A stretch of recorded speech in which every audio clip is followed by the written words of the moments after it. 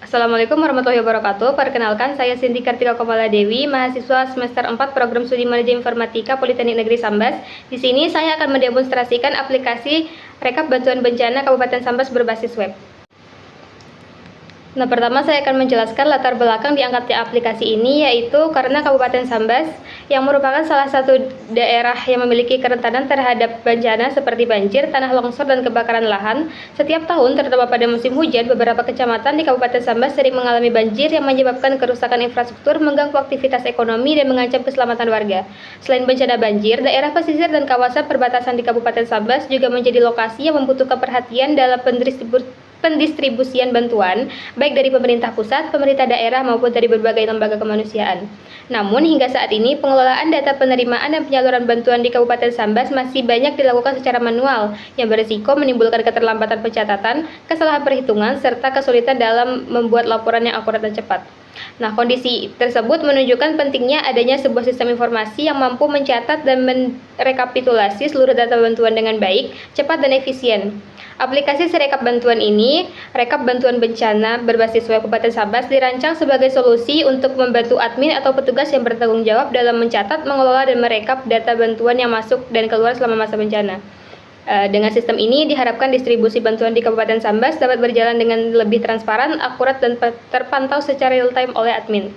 Aplikasi ini juga dirancang khusus untuk single user atau admin only, sehingga penggunanya lebih sederhana dan terfokus sesuai dengan kebutuhan pengelolaan data yang cepat dalam situasi darurat.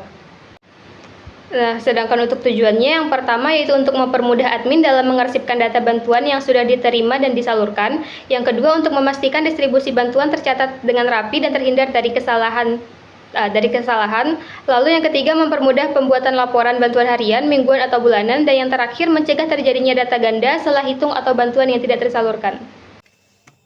Baik, kita mulai dari yang pertama, yaitu database dengan nama Sirekap Bantuan dengan 7 tabel termasuk user.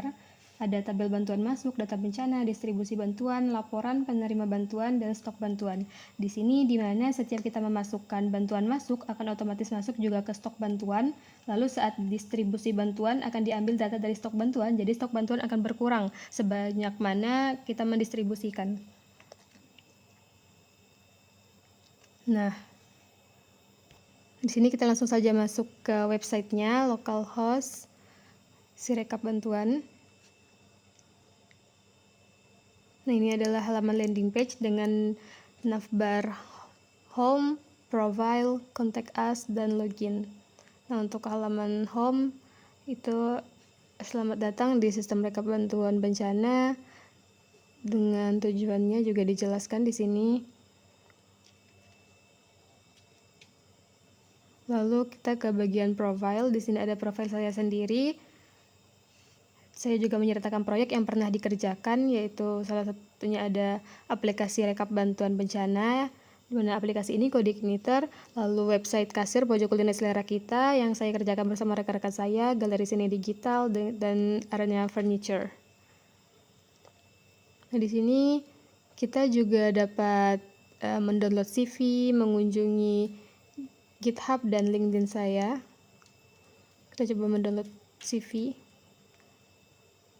dengan format PDF.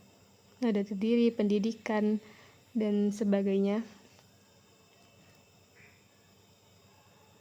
Lalu kita coba mengunjungi LinkedIn.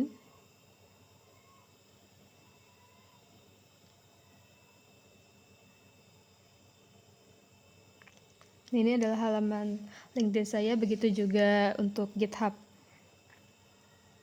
Lalu selanjutnya ada contact us, untuk bisa langsung menghubungi melalui email atau WhatsApp, atau bahkan bisa langsung datang ke alamat Badan Penanggulangan Bencana Daerah Kabupaten Sambas. Lalu di sini kita akan login sebagai admin. Nah, di sini terdapat 3 role, yaitu admin, petugas distribusi, dan kepala BPBD. Di sini kita akan mencoba login sebagai admin, di mana admin dapat mengakses semua tabel. Nah, di sini terdapat data pengguna, data bencana, penerima bantuan, bantuan masuk, distribusi bantuan, laporan stok, dan laporan aktivitas. Nah, untuk di laporan aktivitas ini merekam semua aktivitas yang terjadi di semua tabel secara otomatis. Nah, di sini saya akan mencoba mendemonstrasikan untuk tabel distribusi bantuan. Yang pertama kita akan mencoba tambah, fungsi tambah. Untuk pilih penerima, kita pilih Yola yang diambil dari data penerima bantuan, lalu pilih jenis bantuannya yang diambil dari laporan stok, lalu jumlahnya. Lalu tanggal distribusi yaitu 19 Juli. Nah, untuk keterangan opsional di sini saya akan mengisi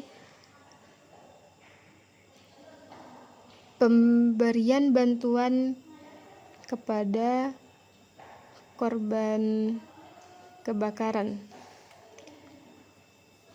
Kita simpan dan distribusikan. Nah, dia bertambah. Itu beras 2, kita coba lihat di laporan stok, berkurang menjadi 1.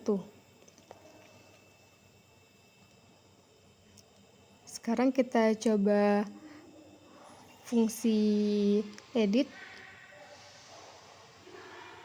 kita ubah di jumlah pendistribusiannya, jumlah berasnya menjadi 3, kita update data, lalu berubah, kita lihat di laporan stok. Nah, jumlah tersedianya beras habis, lalu kita lihat di database-nya apakah masuk.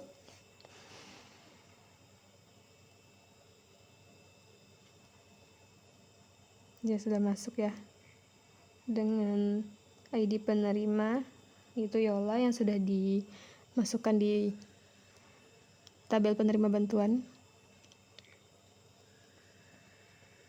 Lalu kita lanjut ke fungsi selanjutnya, yaitu search. Kita coba mencari berdasarkan nama. Nah, dia hanya muncul 1. Bagaimana jika kita mencoba mencari berdasarkan jenis bantuan? Di sini terdapat 3 data yang menerima jenis bantuan berupa beras. Lalu kita akan mencoba fungsi berikutnya, yaitu delete atau hapus. Nah, untuk menghapus data ini maka akan mengembalikan stok ke laporan stok. Oke. Ini datanya terhapus, kita lihat di laporan stok yang tadinya beras 0 sekarang kembali menjadi 3. Sekarang kita coba fitur cetak laporan. Di sini juga tersedia layoutnya untuk portrait atau landscape. Sini langsung kita coba print dengan format PDF, beri nama.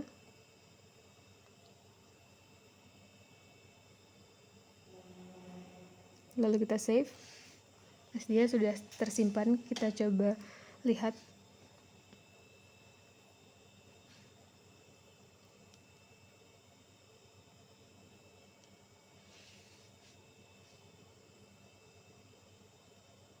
Di sini sudah bisa ya fitur printnya berfungsi.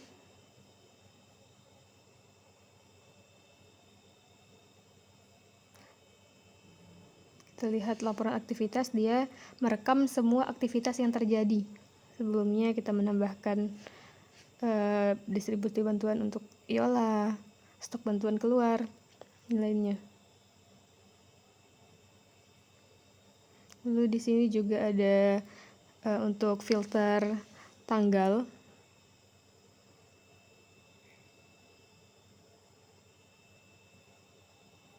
Sekarang kita coba logout untuk masuk ke dashboard yang lainnya. Di sini kita mencoba dashboard petugas distribusi.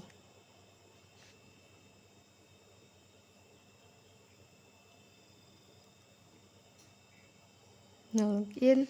Selamat datang Naza. Anda login sebagai petugas operasional yang hanya bisa mengakses tabel bantuan masuk, distribusi bantuan, laporan stok, dan laporan aktivitas. Sekian yang dapat saya presentasikan. Terima kasih.